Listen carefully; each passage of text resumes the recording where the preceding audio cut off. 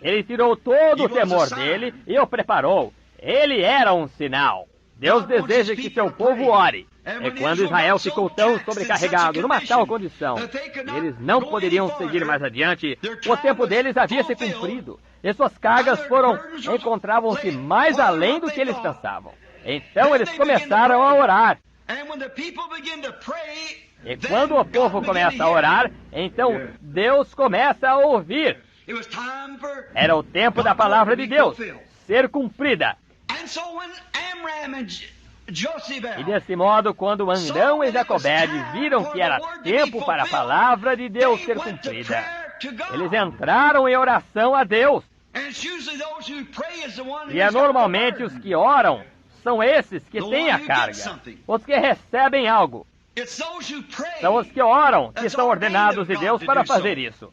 Nós estávamos falando esta manhã na mesa do café da manhã, enquanto estávamos nos apressando para terminar algumas torradas e assim por diante para chegar à igreja.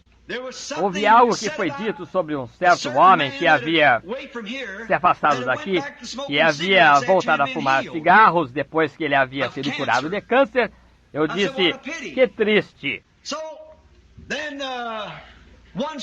Deste modo, então, alguém falou e disse, essa é a coisa mais horrível que há de largar, fumar cigarros. Eu disse, eu sei disso, porque é um demônio. Eu disse, é um demônio. Ele disse, e você não pode parar com isso, a não ser que o poder de Deus esteja sobre você. Eu sei de 2 sujeitos na minha juventude, ambos desejavam ser homens de Deus. Um deles, tão logo que eu guiei a Cristo, ele começou a acender um cigarro. Ele fumava 5 ou 6 maços no dia. Apenas assentava-se e apenas acendia um com o outro durante todo o dia. E ele tentou acender um outro cigarro e algo não lhe deixou fazê-lo. Ele foi até o fogão, não sabendo que as Escrituras condenam aquelas coisas, e abriu o fogão e empurrou o maço para dentro do fogão. E isso pôs fim no assunto.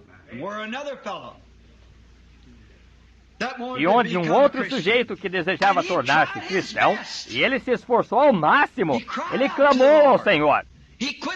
Ele parou com eles por 2 ou 3 semanas, e quando ele voltou a si nessa condição, ele perdeu o juízo. E voltou a si, e encontrou-se no quintal, batendo num pedaço de estanho fora de si. Correu para dentro da casa bem rapidamente e apagou os seus cigarros e fumou um maço antes que saísse de casa naquela tarde, exatamente um após o outro. Veja, um foi chamado. Ninguém pode vir a mim, exceto que meu Pai o traga. E todo aquele que o Pai tem me dado, virá a mim. O que a advertência significou? Foi vida para um. Ele viu. Você não pode ver, a não ser que Deus o revele. Está escondido dos olhos dos sábios e prudentes. É revelado aos pequeninos, tais os que aprendam. Isso é correto. Andão e Jocabede sabiam que era tempo. A hora estava próxima. E eu desejo dizer isso enquanto estou falando disso. Não é aquele que deseja ou aquele que corre. É Deus que mostra a misericórdia. Isso é correto. É Deus. Então hoje, deixe isto penetrar fundo. Se hoje Deus o chamou e você se separou das coisas do mundo e o poder glorioso de Deus o tem santificado dessas coisas, você deveria ser a pessoa mais feliz que há no mundo. Havia milhões que fariam isso se pudessem, porém não podem. Não é para eles terem isso. Este é o dia quando uma igreja é chamada para fora, separada. É diferente do que costumava ser. Sim. Quando as pessoas começam a orar, quando Israel começou a rogar por um profeta, Deus teve o profeta.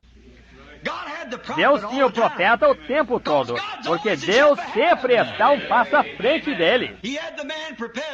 Ele estava com o homem preparado, porém, ele estava esperando que as pessoas fossem orar, para as pessoas desejarem. Quão típico eu poderia dizer que é hoje? O que nós necessitamos hoje não é de um reavivalista, não é de um outro homem com alguma grande organização que consiga fazer que todos os grupos se organizem juntos. O que nós necessitamos hoje é de um profeta enviado de Deus, com uma mensagem que condene o mundo. Deus pode ter o homem, se tão somente as pessoas estiverem prontas para isso. Você sabe o que eu estou falando. Ele talvez já o tenha em algum lugar do mundo. Porém, as pessoas têm que desejar isso. Deus não empurra coisas para dentro de sua garganta. Você tem que desejar.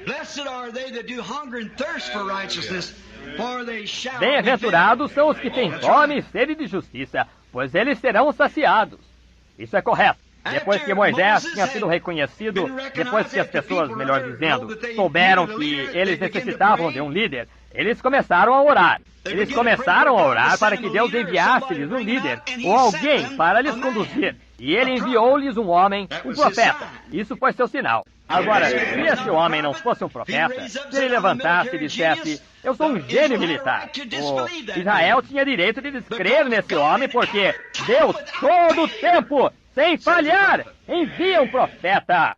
Mencione uma vez na Bíblia que algum dia falhou. É sempre um profeta que ele envia com assim diz o Senhor. Mesmo Davi, ele próprio, o maior gênio militar que Israel já teve. E todavia Davi foi um profeta.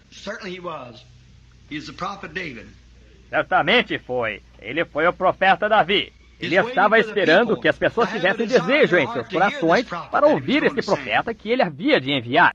Naturalmente, havia um grupo que dizia que eles queriam, os quais não queriam. Isso provou mais tarde que eles não estavam corretos. Eles estavam todos entusiasmados e emoção, e a Bíblia diz que uma multidão mista seguiu com ele. O que isso causou? Trouxe problemas no deserto. E cada vez que um fenômeno é feito, eu desejaria que eu pudesse fazer isso penetrar aqui dentro. Cada vez que Deus envia algo, há alguma personificação carnal e rude disso que segue junto. Toda vez. Sempre algo para simular isso. E isso cai tão bem com as pessoas. Porém, o genuíno profeta de Deus permanece com assim diz o Senhor. Ele nunca se moverá dessa escritura, se ele é enviado de Deus. Moisés permaneceu exatamente na escritura. Deus disse, eu os trarei para fora. Ele disse a Moisés, eu tenho te enviado para fazer o trabalho. Moisés teve uma experiência. Ele havia encontrado a Deus. Ele tinha a palavra do Senhor. A razão que Deus envia profetas é porque eles têm a palavra do Senhor. A palavra do Senhor vem aos profetas. Se não tem a palavra do Senhor, então ele não é um profeta. Há muitas personificações carnais tentando dizer que são profetas, por através das eras. Porém, sempre se afastam da palavra do Senhor. Porém, um verdadeiro profeta permanece exatamente na palavra. Agora, não esqueça essa citação. Um verdadeiro profeta permanece com o assim diz o Senhor.